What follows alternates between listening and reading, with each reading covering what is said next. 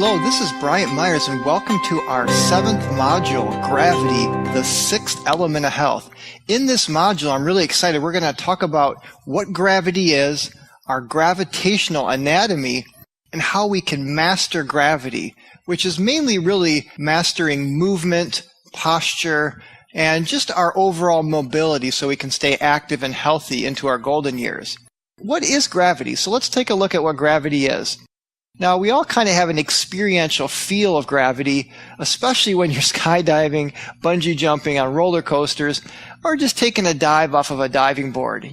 Now, the history of gravity is kind of interesting because humans only recently, in the last 300 years or so, realized what gravity was really all about.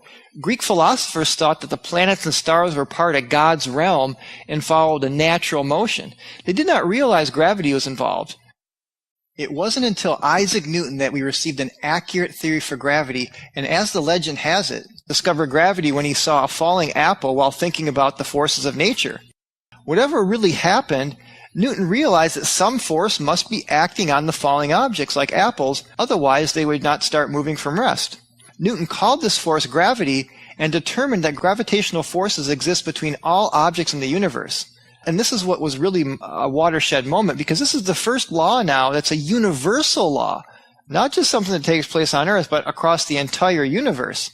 Newton's law of gravity was a framework for all the laws of nature and lasted 200 years until Einstein's more accurate theory of relativity, and especially general relativity, supplanted Newton's laws.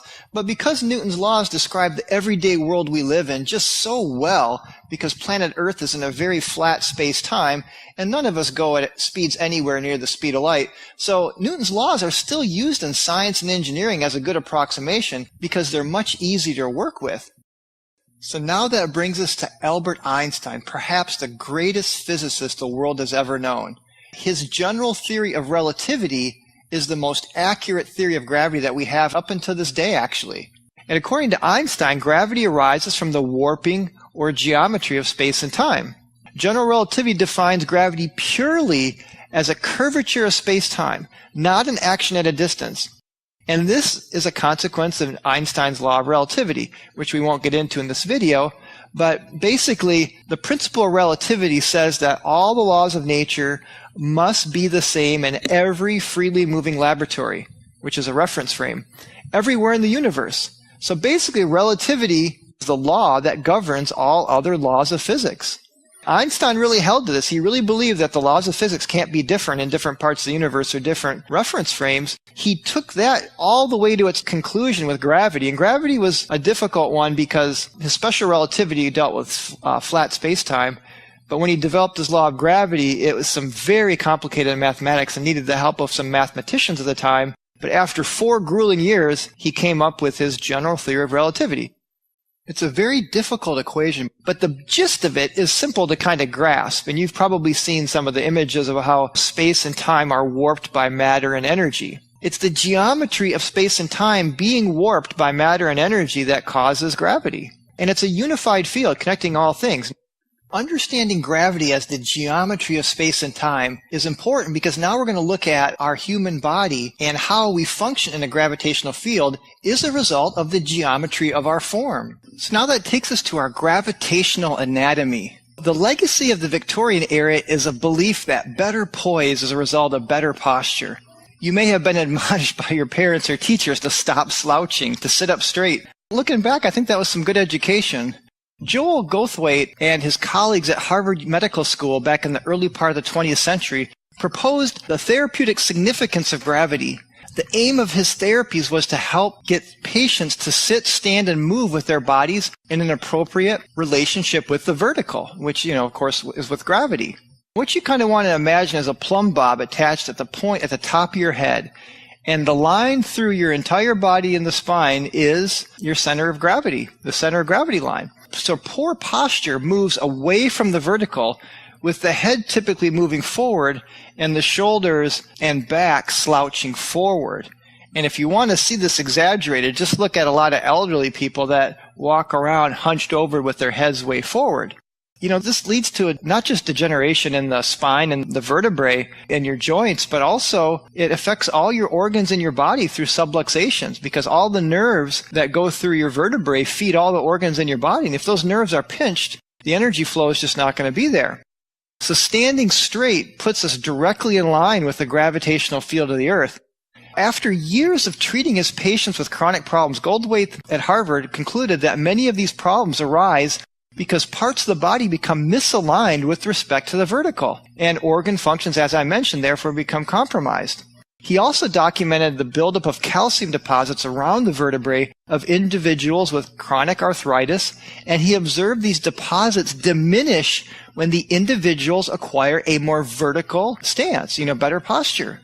His therapeutic approach corrected many painful problems without the use of drugs or surgery. Goldthwait viewed the body from a biomechanical perspective, which is the alignment of parts is essential in reducing wear and tear on the body. Think of the wheels in your car. When they're out of alignment, notice how you get a lot of wear and tear on one wheel, and it prematurely wears. When you get your wheels aligned, then the tires wear more evenly and more slowly.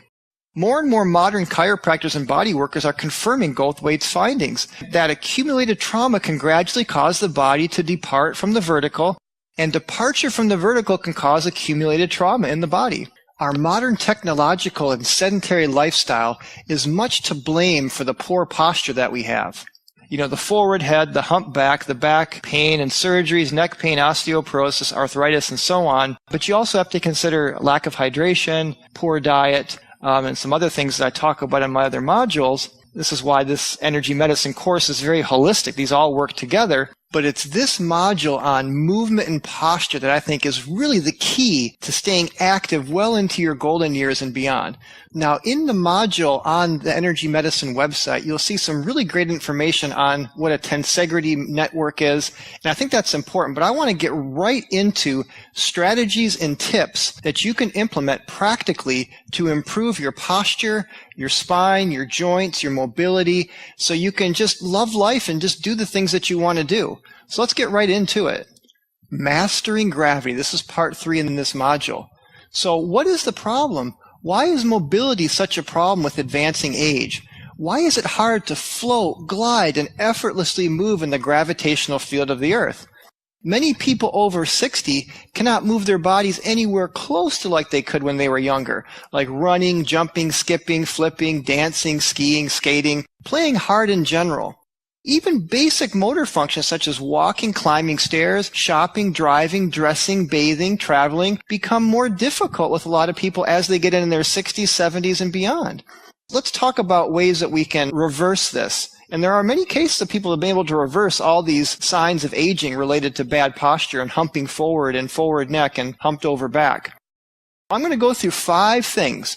We're going to talk about why sitting is the new smoking, why it's so bad, how to move more. Most people know we need to exercise and move more, but I'm going to give you 3 specific type of movements that I think are really the most important. Posture, how to improve your posture.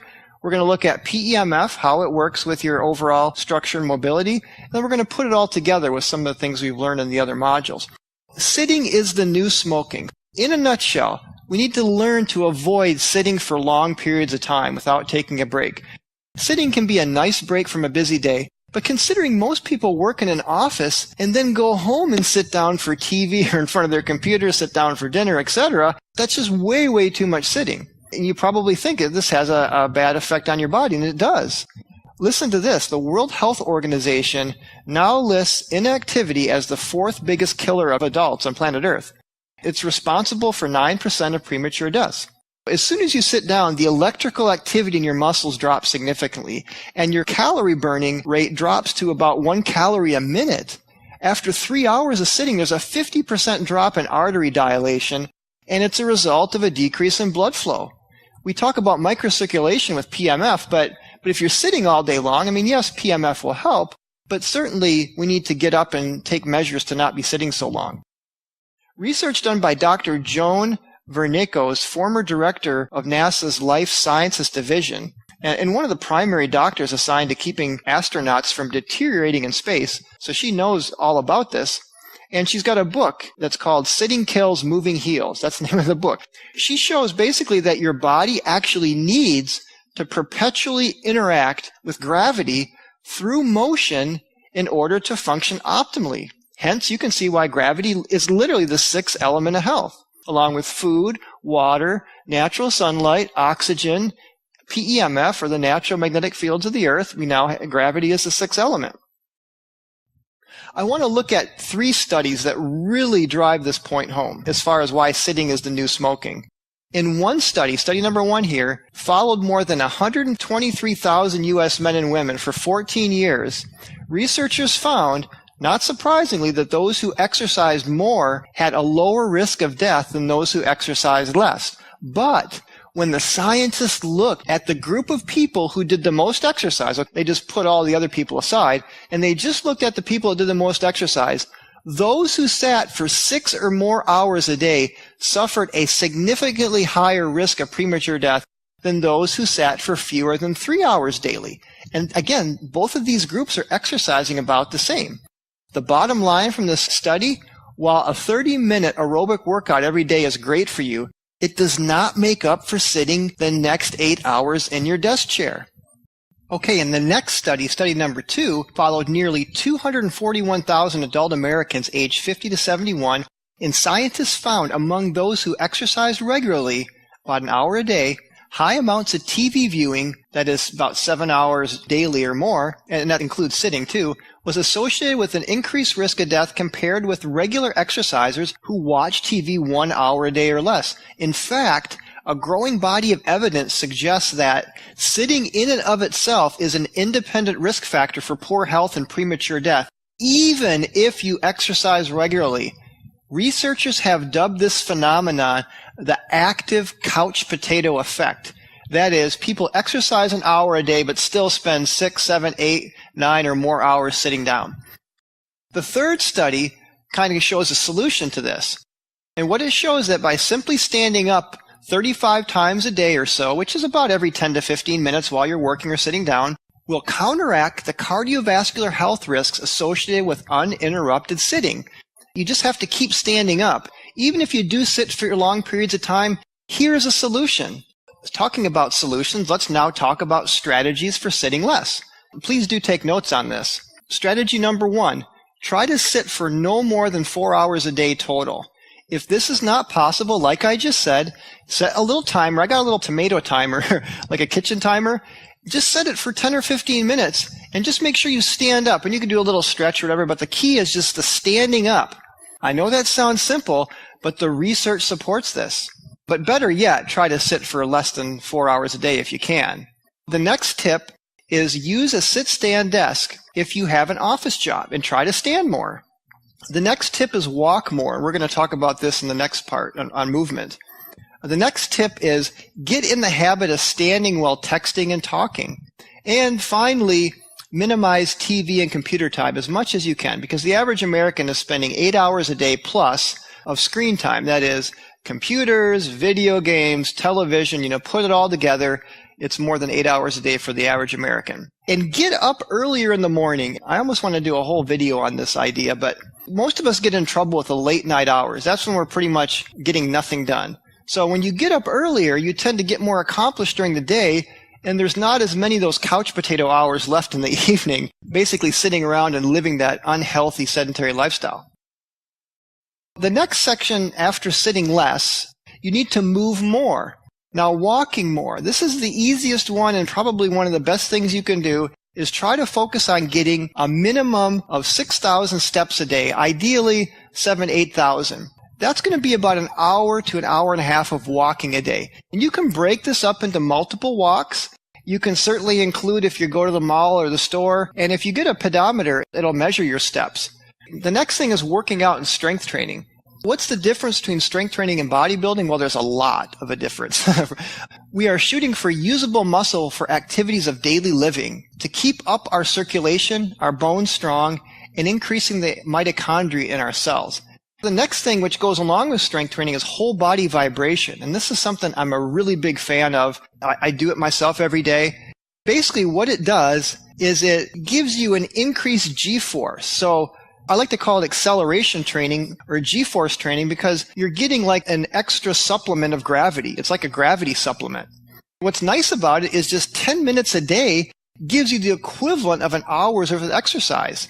And this is based on a 12-week study that was published in Medicine and Science and Sports back in 2003. There's also research to show that whole body vibration will increase HGH by up to 361%, testosterone and sex hormones by 7%, and reduces cortisol by 30%, which is your stress hormone. That's fantastic benefits for just 10 minutes a day.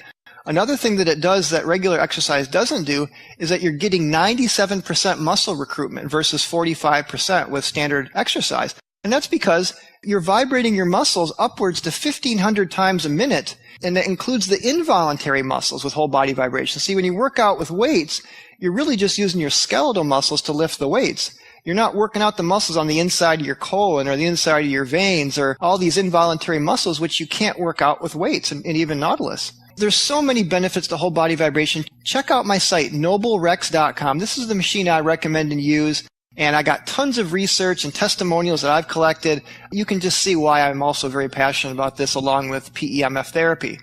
And that's noblerex.com, noblerex.com. So number 3, the next point after movement is good posture, sitting, standing, and sleeping especially. So what causes bad posture? Well, weight issues. If you got weight issues, that can take its toll on your back. Accidents or injuries, poor lumbar support while you're sitting or lifting, pillows that are too high, beds that are too soft, hunching over to your iPhone, smart pad, or hunching forward like the turtle head to the computer screen, stress, low self-esteem, poor muscle tone, inactivity, lack of exercise. So a lot of causes for bad posture. But the main thing, again, just keep the idea of being vertical in alignment with gravity, using good posture, beds, chairs, and standing more and sitting less and moving your body and exercising. And again, when you exercise and lose weight, that takes a lot of that and overcomes the stress and low self-esteem as well.